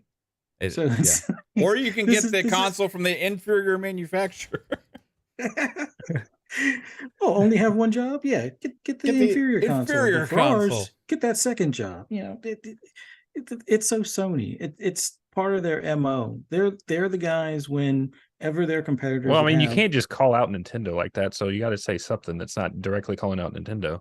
Yeah, but most other manufacturers will say other, manufacturers and just leave it at other because. Yeah, I know. You don't want to be an asshole. Yeah, you don't want to be petty in patents. Like you want to be petty in marketing, but patents aren't necessarily marketing. So it's just an odd look. Like, I get it. This is how you share games. They were all high on themselves from that point forward, and it shows even in their patent requests and things. So I don't know. It's going to be that much more humbling, I guess, when we see how Call of Duty not being, exclusive content on their platform, how it may affect them in the long term. But yeah, Sony just likes to be that a-hole in the background and pointing fingers at people and laughing until it's, the joke's on them type of deal. Like, remember, they said, who plays old games? Oh, by the way, subscribe to PS Plus Premium so we can charge you more to play old games. But Sony's also the only controller that has mic and the little fucking feel good triggers and shit and all that stuff in it. The happy triggers. Yeah. Oh, and blow technology. Yeah, you can blow your controller on PlayStation. You can't do that on any other thing. So that's true. That is a true statement. And I'm okay with that. I'm okay with that. Shout out to everybody watching the show. I appreciate you all again. Hit the like button. But with Sony's new patent, you could use that blow controller on your Xbox on an inferior manufacturer's product. It's true. You can use the blow on the Xbox. Maybe there'll be something to that. I don't know. Yeah, but if you like the content here, it's a patent. It's not going anywhere. No. Hit the like button, share, and subscribe. All that kind of fun stuff here. Appreciate you all. Yeah. Also, I noticed that Xbox is having this like Asian like dev event going on. So it's in Southeast Asia, and it's called Discovery Day, Xbox Discovery Day. So they have like a room. I see this image. Somebody from Xbox. His name is Junch Gaming on Twitter. Gamer, global SEA expansion at Xbox, hobbyist, game dev, writer. That's what he has for his titles and stuff. So he has some relation to the Xbox team. He posted a photo about an hour ago, showing a room full of developers in Southeast Asia, learning about Xbox. And this is his quote. He says, Southeast Asia's very first Xbox Discovery Day event is underway with a room full of developers who have flown in from across the region to hear from our experts at how we care and want to help bring your games to the world. So it seems like they're really going in at this point, trying to build that support in that region where they've had a lack of it for a long time. This is hopefully the start of something, because this is the first time they've done this event, it seems like. We'll see if anything comes from it. But I think they've been making some strides. It's still a long way off. Was it 98% PlayStation to 2% Xbox, and a lot of those, in Japan at least. But this is in Southeast Asia. So Southeast Asia consists of, Jasper, are you our geography expert here? You want to tell us the majority of the countries here that are in Southeast Asia? I'm not sure if they're going to include Australia in that, but I mean, that can sometimes kind of be considered in that, even though that's more like Oceania. But Singapore is probably one of your bigger studio locations that they're flying the people out from. You got Japan, and then obviously China, if they're willing to communicate with them, Korea's. So I don't know. Yeah. I guess just South Korea, not Korea's, because North Korea, I don't think they're doing any gaming right over there right now. No. Yeah, I don't think they're doing anything. No, not playing a lot of games in that area. Maybe their leader, but everybody else, that's it. No, sorry. Luis Jose says Australia is technically part of Southeast Asia. I think Northwest Australia is technically part. So there's also like Indonesia, that whole area. Indonesia, Malaysia, all those. But I just don't know how much like actually dev talent they have in those Philippines kind of areas. Yeah. I was just trying to think of like the more gamey centric countries. Yeah, Thailand, maybe. Yep, that's a place. Vietnam, are you just looking at a map? I'm looking on Wikipedia here. I'm sorry. Vietnam, Thailand, Singapore, Philippines, Myanmar. We just gonna name South East Malaysia, countries. Laos, Indonesia, East Timor, Cambodia, and Brunei. Laos, Brunei. Brunei. Yeah, EI. Is that how you say Brunei? I've never heard of that country. I'm sorry. I think Jasper is right. Like as far as the main places that will have like a lot of dev teams, you got China, Singapore, South Korea, Singapore could be Japan. Yeah, Singapore, and then and Australia as well. Because I am pretty sure there are a good handful of studios that either Sony operates with, and a couple of independent studios that are out in Australia. Yeah. Right on. I just found it interesting. It's not like huge news or anything like that. Hey guys, we have some tidbits to get to. Is this going to be the shortest tidbits we've ever had? Probably so. Let me get this up here. What do we think the chances are that they acquire a Japanese studio? And is this like trying to plant seeds for that? I think the chances are pretty high. I think this is more an ID at Xbox program. ID at Xbox? I meant Asian. I didn't mean Japanese. I mean Asian, the Asian studio. Like, because they've talked about wanting to acquire teams from around the world and stuff. So I don't know if they're trying to get support, in that area. So, Bad Juju says because the dude that's speaking on the photos, the ID at Xbox, like head dude, whatever. I forgot his name, but he's always the one saying like, "Yeah, we got great games coming out from ID at Xbox. Just stay tuned." And so he's that guy. What's his name again? I forgot. It's not Aaron Greenberg. It's the other dude that's always talking about the indie shit. Oh, I know. I can't remember his name right now.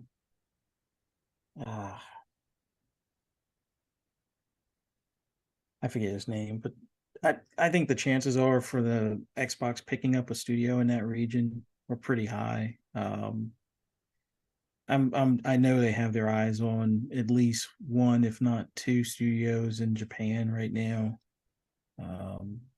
Outside of that, I think one of the companies that Jasper had mentioned before makes the most sense. That was, what was it, that started in like South Korea and is now in Japan? Nexon, yeah, that one makes a lot of sense. But it just depends on if they want to go big first, or if they want to try to test the market and buy a smaller, just like one man dev studio or something first. Yeah. Makes sense. All right, let's get into some tidbits. Let's go.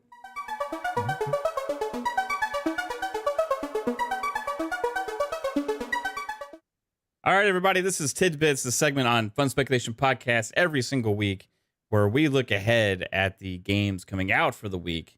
Like I said, this is a lighter week. Chris Charla. Yeah, that's the name that was in my head. Dude. I didn't want to say it because I didn't want to sound like an idiot because like I know these names and I was thinking Chris Charla, but if I said it, like it could have been a UFC fighter named Chris Charla. It could have been a baseball player. It could have like it's just the name was there. It popped in my head for some reason.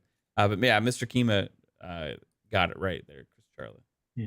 All right, so let's get into some tidbits. And this week we have starting off. We got is there one new game this week at all? Like a new game? Nope.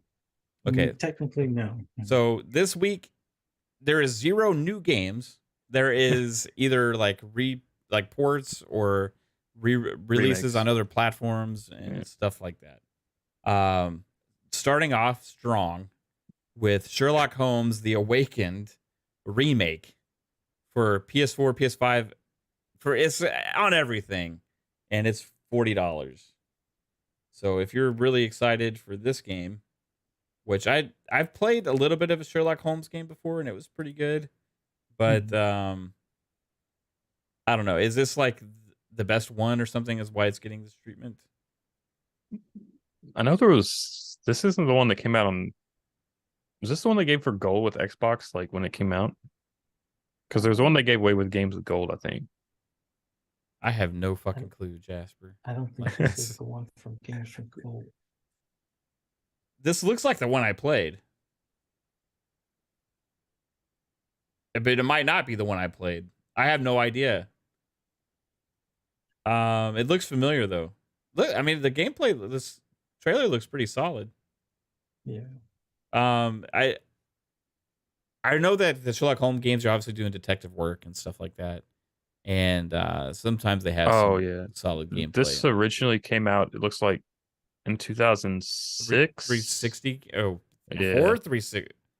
Was that a 360 game or is it before then? Looks like I'm seeing 2006, but on Steam it's saying 2008. So maybe it came out on PC later. Okay, so North America was 2007. I guess that was the remaster. What the fuck? This game. It's been remastered, reworked a couple of times. Sherlock meets Lovecraft. What it is interesting. It's Apex says this is a Lovecraft Sherlock Holmes. Okay. I don't remember. There's been several Sherlock Holmes games. So I don't know like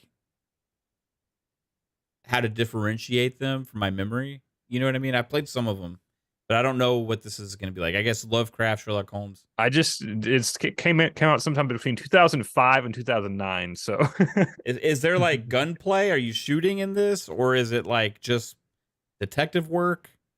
Anybody that's played it in the past, let me know. I think this one is mainly detective work. I haven't played it, but there was just a couple of trailers, but most of the trailers tried to focus on like the clue or actually being Sherlock Holmes, not being James Bond. Yeah, I mean that's the way they should be, right? I mean, yeah, but sometimes they can have some cool gameplay.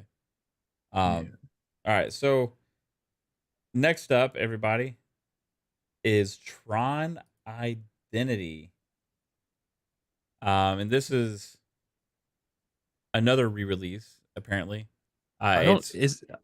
It's either that or it's the like Telltale game. I don't know which one. If it's the Telltale game, it may be already out, but it says Switch and PC, so I don't know. I have no clue. It's $20. It's Switch and PC. It's the narrative game. This looks like a Telltale. Yeah. This has already been out. Maybe on. Actually, I think that's PC release. Let's see. I think it was on PlayStation at one point. Because I think there was like either PS3 or PS4 versions of it or something. I couldn't find any Xbox versions though. Switch getting all those good exclusives. I mean, it doesn't fucking matter. I know. I'm just I was just trying to figure out if it was on Xbox or PlayStation. Yeah, I have no idea, man. So maybe this is a new game. It's possible. This might be the new one this week. It's new to somebody. New to somebody. That's all that matters. Now, big release for Xbox. Ghostwire. Wait, this is I put the wrong trailer. Sorry. That's the same trailer. My fault. Coming right up. Big release this week for Xbox. We talked about it earlier in the show. Ghostwire Tokyo. Finally coming home to the Game Pass, where it's going to live forever. Apparently. Well, don't say that. Quantum Break went away. It's coming back, they said. I know. Some of the Forzas won't come back, though. Yeah. Man, that's a short trailer. Okay, there's more. Face the unknown. Spider's Thread update. Yeah, that's still a short trailer. Holy shit, that's really short. What is this, like 30 seconds? Yeah. It still looks really good, man. Yeah, to me, this is a better storyline than the Evil Within, but I don't know if it's that I'm not as much of a fan of the Evil Within horror style compared to this type of horror game. Although it's not, at least for me, it's not as scary, but the icons or the demons that they use are the ones that tend to be scarier in some of the actual horror films and stuff like that. But yeah, that's coming to PS Plus Extra as well, I believe, and I think, Game Pass. Yeah, I think it's already in there either now or it'll be in there later this month. Right on.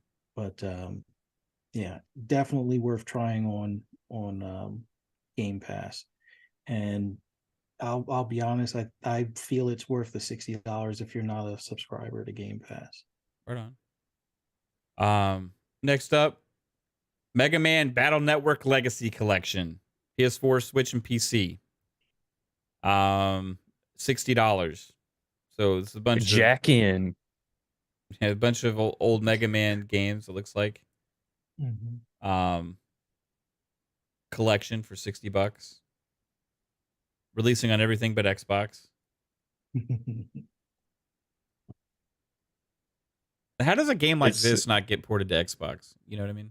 Also, like, it's not even the main Mega Man game. So, yeah. Like, Battle Network. I mean, they just said, fuck it, it's not worth it. I mean, like, it's just strange. I don't know. It's just weird how certain games just skip Xbox altogether. But then again, I don't know if it's just that Capcom was like, yeah, you guys probably don't want this. Just let us know if you want it. If not, get back to us or whatever. And maybe that nobody called them back to say, yeah, go ahead and send us the digital info. But to be fair, Mega Man's not really known. Or maybe this has already been out on Xbox. I don't think so. Probably. But they've had Mega Man collections before on Xbox. Yeah, it's just like, I think when people think Mega Man, they think like Nintendo, because that's kind of what they grew up playing it on, and then kind of it shifted to PlayStation a bit, like back in the day. So I don't know. It's just weird. It's something that's got to die at some point. Like, how many times? I mean, we do see a lot of times where either the PlayStation's omitted or the Switch is omitted, right? The Switch is usually omitted because it's just not capable of running whatever it is, right? Yeah. The PlayStation gets omitted sometimes as well, and usually because it's like a Game Pass deals that the Xbox had made for a small team or something like that, or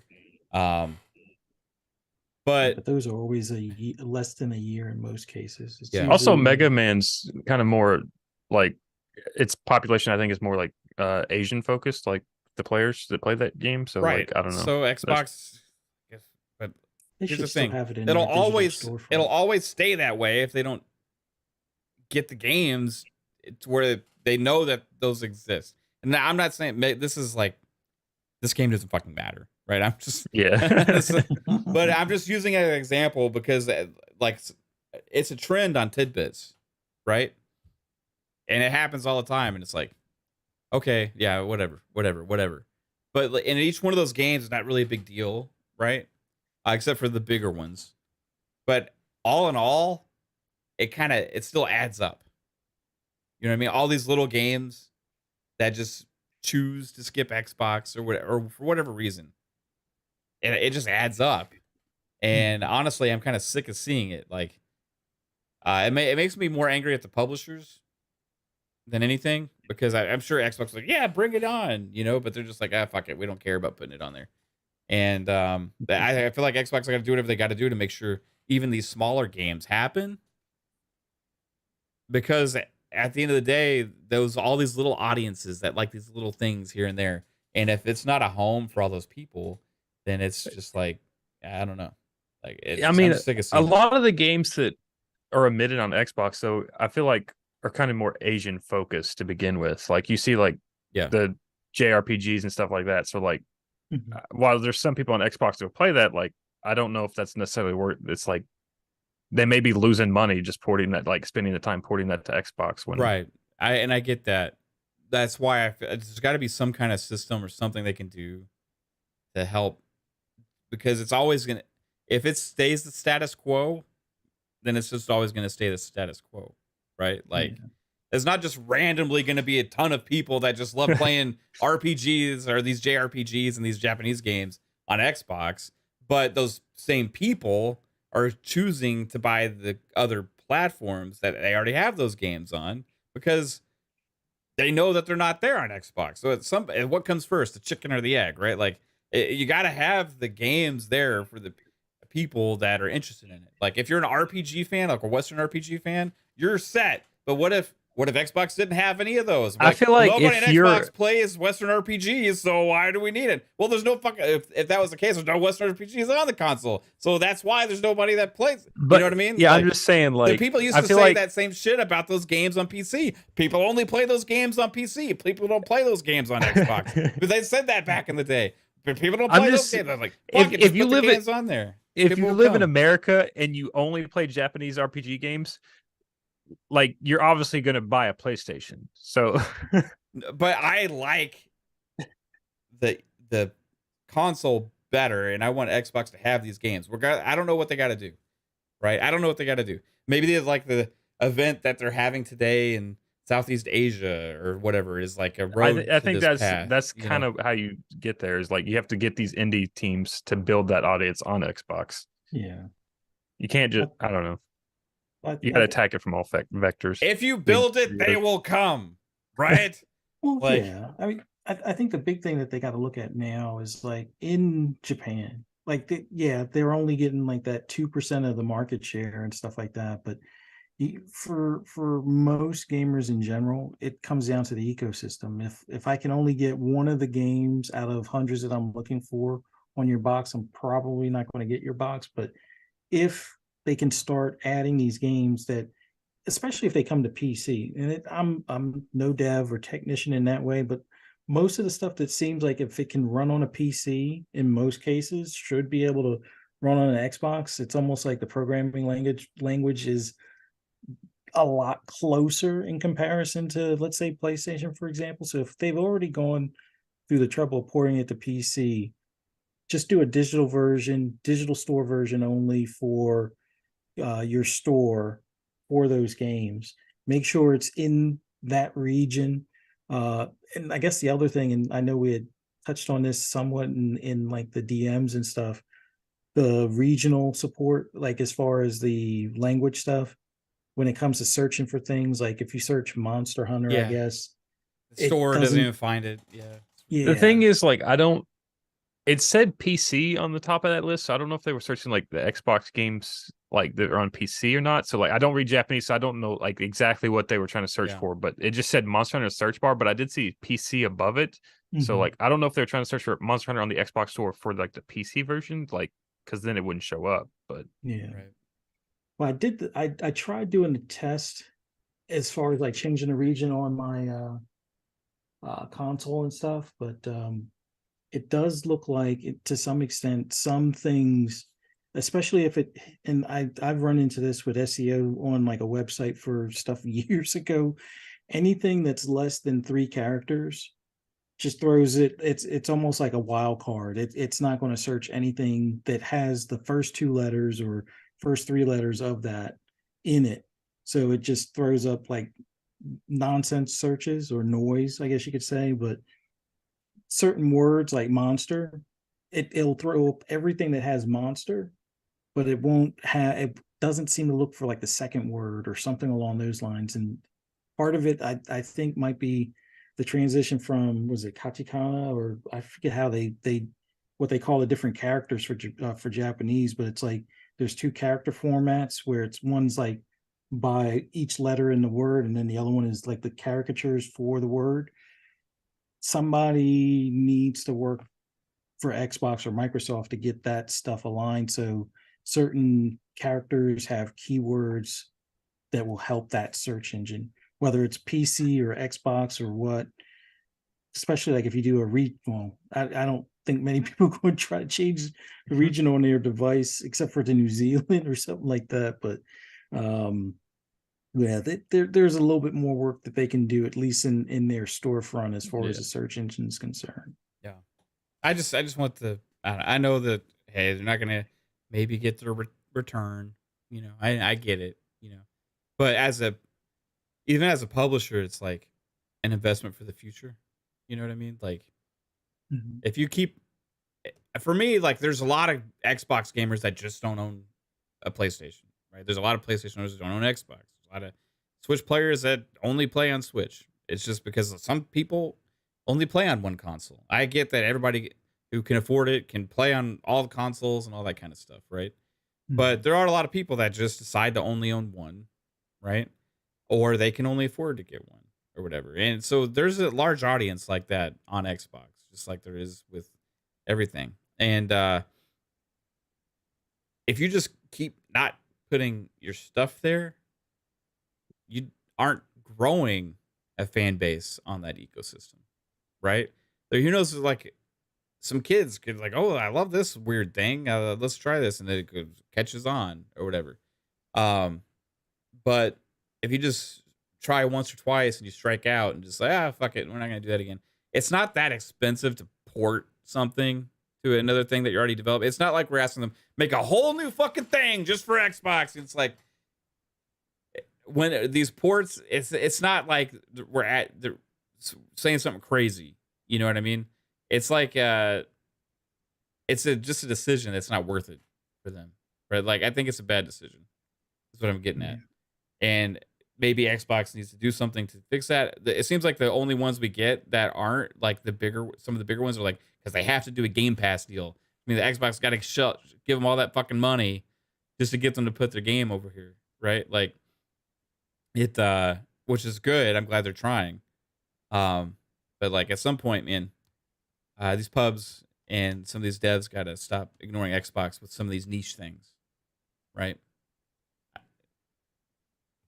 There's several of these little things that we've seen on Tidbits where I'm like, oh, I would actually like to maybe try that or play that. Well, it's fucking PlayStation only or Switch or whatever. Like, I don't want to go buy another one because I'm gonna try that one thing and play it, and then it's gonna sit there and collect dust until the next little thing that comes out, right? Where I spend 95% of my time on Xbox.